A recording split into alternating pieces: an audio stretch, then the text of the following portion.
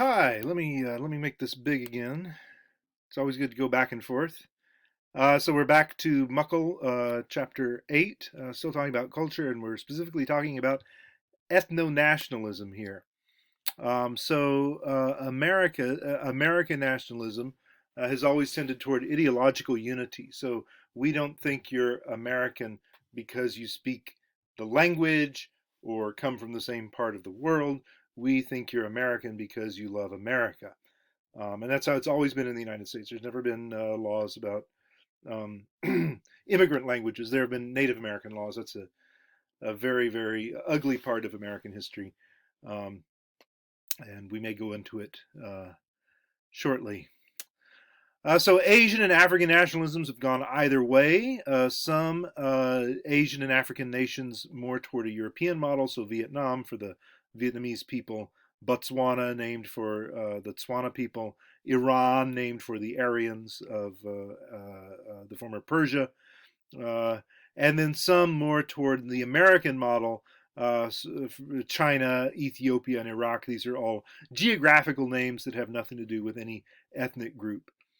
Ethnic conflict tends to come about when ethnicity has been activated by the society and this activation has not been mitigated by the state. In other words, people of one ethnicity have been getting special benefits due to past events, slavery, discrimination, exclusion, etc. And now the government has failed to reduce the differences between that ethnicity and others. And so that's why we have conflict. The U.S. Census mixes up race and ethnicity in very, very easily and in very predictable ways. Let's see, U.S. Census form. You can see this very clearly. You guys are doing this hopefully right now. But if you look at the U.S. Census form, um, uh, here we have it. Oh, goodness. Do this to me. There it is. You zoom in here, and you can see. Sorry, it's a little not quite as good, but you can read it.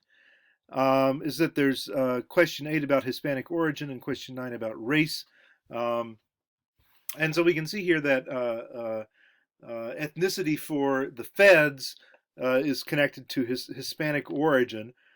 So if you are of Hispanic, Latino, or Spanish origin, then you can put it down there. So if your ancestors came from Dominican Republic or from Nicaragua or from some other Hispanic part of the New World, even from Spain, you can put down Spaniard. But if they came from Haiti or Jamaica, you're kind of stuck. Or Trinidad, right? There's loads and loads of non-Hispanic uh, um, parts of the New World that don't get marked. So then you can say, what is a person one's race?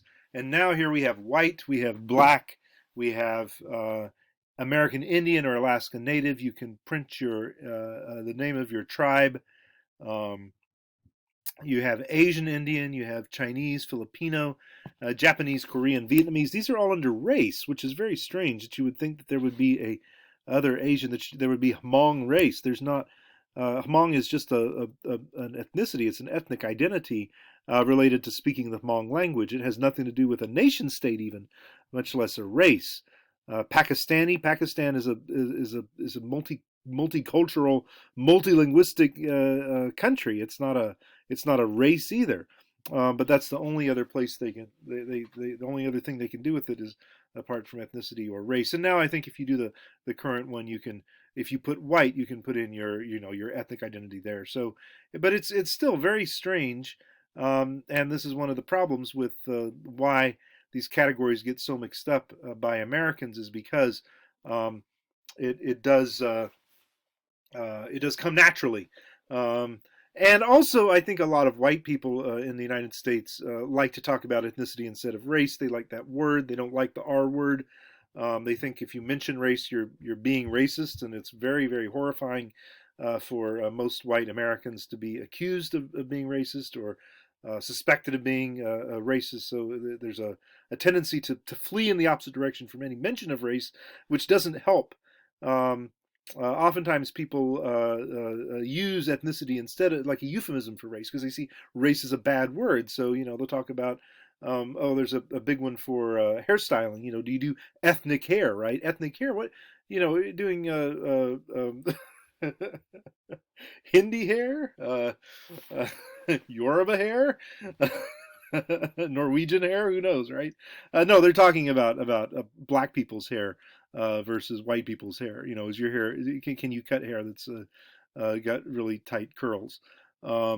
And so ethnicity becomes a euphemism for race, and they're really very different things. And so it helps. I think it helps us um, if we can talk about these things in a straightforward fashion and not feel so self-conscious. I've had years, of course, of experience doing this from my childhood when I grew up white and in majority black African context, and so race was always something we talked about because it was something that was visible and present in our lives, me and my friends. Um, and if you live in the United States and you're a member of an ethnic or racial minority, you talk about these things all the time because it's something that's present in your life. It determines your successes, whereas white people don't tend to talk about it so much. Um, and I'll post a video about that shortly. A couple videos. Okay, so culture is much broader than ethnicity or race. Two people may both be working class, masculine, gay individualists who speak English, play soccer, call their mother, sister, son cousin. There's just the one word for it. They're both vegetarians. They're both Republicans.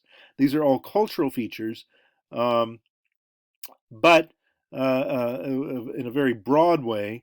But one of them may be from an African American family, while the other is from a Mexican American family. So they have different races and different ethnicities, but they have a very similar culture, and it's something important to remember.